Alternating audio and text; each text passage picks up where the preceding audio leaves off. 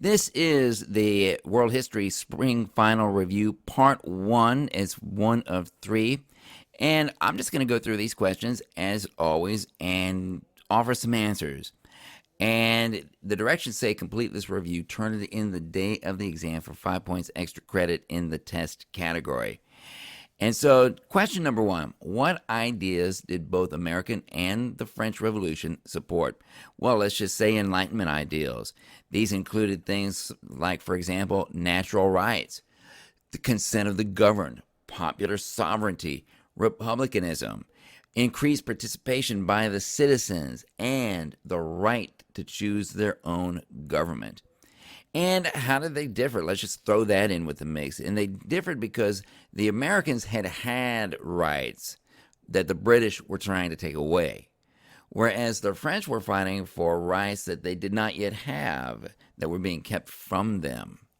So here's the next question right here. It's still about the Enlightenment. Which Enlightenment ideas supported the American Revolution? Some of the things that we could talk about are Jean-Jacques Rousseau's The Social Contract, John Locke, Life, Liberty, and Property, and Consent of the Governed. Think about those ideas.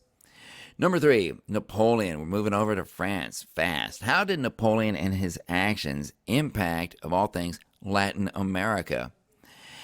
Keep in mind that Napoleon stimulated the growth of nationalism, and really he did it in two ways. He certainly made people who he conquered. Keep in mind, he created a vast European empire called the Grand Empire, dominated lots of different people, caused a lot of resentment on their parts when he would roll through, conquer their territories, take their legitimate kings off the throne, and install his own family members in their place. So that stimulated a lot of nationalism. And the other thing about what he did was that he impressed everybody with the way he was able to use the media and propaganda to harness French nationalism that had come out of the Enlightenment and their own French Revolution and their own pride in their republic. He harnessed French power to create this empire, and they knew that was his use of French nationalism. So they resented it, and they were also impressed by it.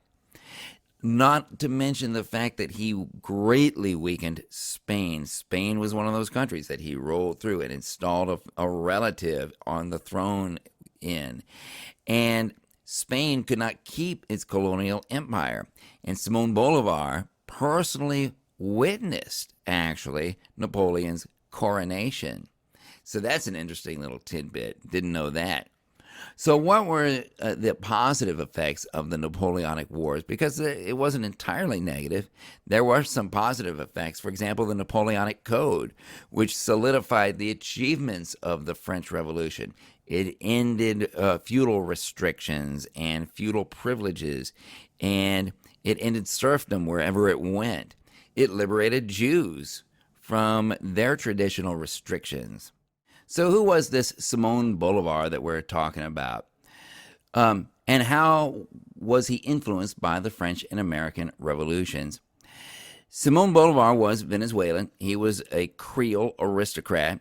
He liberated much of South America from Spanish rule, and he was inspired by the French-American revolutions to fight Spain for the independence of these parts of South America that he won independence for. So our next question is this. Explain how the Magna Carta, which goes all the way back to 1215, and the English Bill of Rights, which goes all the way back to 1689, influenced the development of contemporary political systems like ours.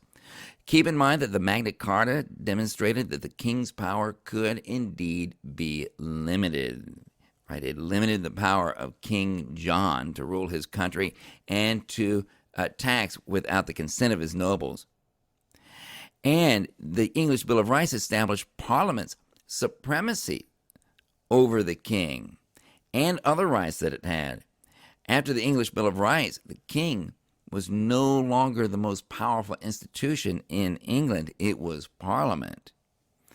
So, next question. Which Enlightenment thinkers said that government power came from the citizens that it governs. And that was simply John Locke. And John Locke wrote all kinds of treatises on government, and he developed the idea of consent of the governed as opposed to divine right of kings, and tabula rasa, and many other ideas. Next, name the important events of the scientific revolution and place them on a timeline. Well, we can name these important events in a certain order. For example, in 1543, we can begin with Copernicus. We normally think of the scientific revolution as beginning with him. Copernicus came up with, he didn't exactly come up with it. It had already been developed, but he took it further.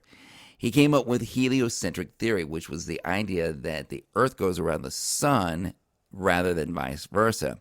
And this challenged Aristotle's ideas, ancient ideas, who people had gone with for over 1,000 years. Next on that timeline, you could certainly put Johannes Kepler.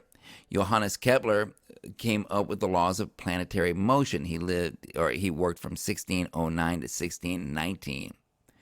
The next thing I would put on that timeline is perhaps Galileo's observations that supported heliocentrism.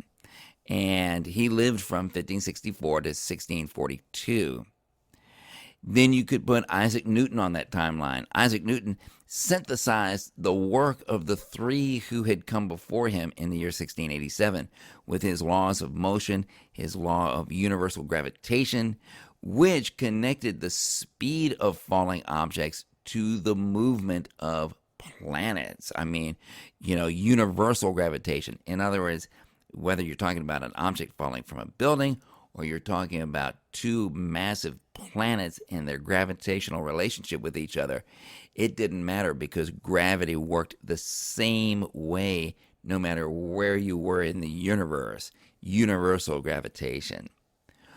And I would also put on that timeline Robert Boyle, who discovered Boyle's law. He lived from 1627 to 1691. And that was one of the gas laws. Galileo came up with the law of inertia and the laws of universal motion. Well, we could say a lot more about all of these scientists, Copernicus and Kepler and Galileo and Newton. But let's just get back to these questions. So Copernicus, what did he discover, and who was most influenced by him? Well, of course, as we just said, he didn't discover it, but he certainly developed it, and that was heliocentrism. And he was a huge influence on both Kepler and Galileo. So the 18th century, why did the 18th century become more secular? And of course, when we're talking about secular, we're talking about things that are going on outside the church, things that we can value that are worth studying and worth contemplating, that just have nothing to do with things like church or faith or God or heaven or anything like that. So keep in mind that the Enlightenment stressed the application of reason and scientific laws to question virtually everything, whether it was religion or education or culture or government or economics, anything you can imagine. Question your assumptions, question the things that you've always believed, and it de-stressed the value of faith in all of this. That's why they call it the Age of Reason or the Enlightenment. And which philosophical movement most influenced the writings of the Declaration of Independence? Once again, the Enlightenment thinkers. You can most strongly see in the Declaration of Independence the influence of John Locke. And you can see the influence of numerous philosophical thinkers in our Constitution. So what were some of the effects of European imperialism in Africa? There were good things. European medicines improved nutrition, modern transportation, and communication, and there was improved education for a small minority. But there were many, many more bad things that went along with imperialism in Africa. For example, the theft of many raw materials and resources, the erosion of traditional values and social relationships in Africa, being treated as inferior, being forced to work long hours for low pay in bad conditions, and the artificial and arbitrary boundaries that Europeans placed upon Africa that led to later conflicts. So, what inventions helped increase the production of manufactured goods? And the biggest invention of all is, of course, the steam engine. Not to mention such devices as the spinning jenny, the spinning mule, the water frame, the power loom, the puddling furnace, and rolling mills. Finally, last question of part one. What scientific advances in Europe helped to start the Industrial Revolution? Well, you can't have an Industrial Revolution without an agricultural revolution, including such things as crop rotations, animal breeding, marsh draining, the enclosure system, which enclosed the land, cut the land off from communities that used to farm it together. Can't have people doing that if you're going to have a piece of land that you're really going to experiment with to increase food production. England also had an overall culture of experimentation and innovation to increase production. Landowners, inventors, business people, government, educators, all of them, tinkerers, they all got into the act of inventing new ways to do things and new machines that could do things more efficiently. So that is the end of part one. Keep an eye out for parts 2 and 3.